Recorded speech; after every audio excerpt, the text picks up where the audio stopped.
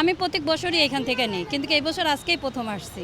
দোকানে থেকে একটু কম পাই, এই জন্য আসি। যেমন দুধ দোকানে 100 টাকা, আমরা এখানে 80 টাকা পাচ্ছি। ডিম 95 টাকা ডর্জন, এখানে একটু কম আছে, এই জন্য আসি। গরুর দুধ 650 টাকা, এই জন্য এখান থেকে নিই। তাহলে এটা আমাদের সুযোগ সুবিধা হয়, এটা আমাদের জন্য ভালো না? আমাদের এখানে গরু আনি আপনার 70 কেজি, দুধ 120 কেজি, মুরগি 120 কেজি, আর আপনার ডিম আছে 2400।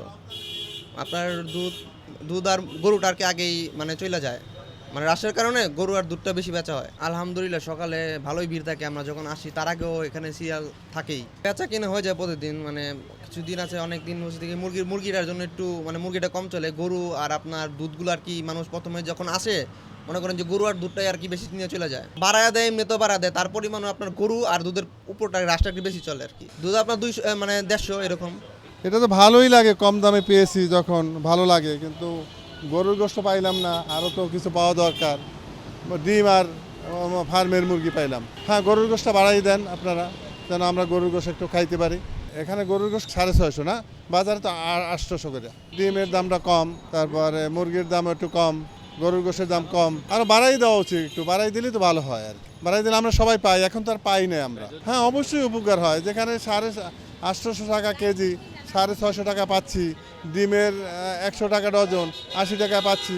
তারপরে গরু মুরগি ফার্মের ওটার দাম তো আরও একটু বেশি, হয়তো 300 টাকা বা 350 টাকা, আর এমনি তো এখানে একটু কমে পাচ্ছি। এই বছরে আজকে এলাম, ডিম পাইছি, কিন্তু আর কিছু পাই নাই। না, মুরগি আমার ঘরে আছে। এখন আমি দুধ আর মাংস নেব। কালকে যদি আল্লাহ বাসায় তাহলে কালকে আসা দুধ আর ডিম আর মাংস।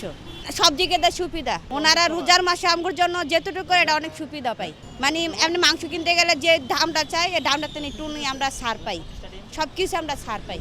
এর জন্য আমরা এর থেকে নিয়ে যাই।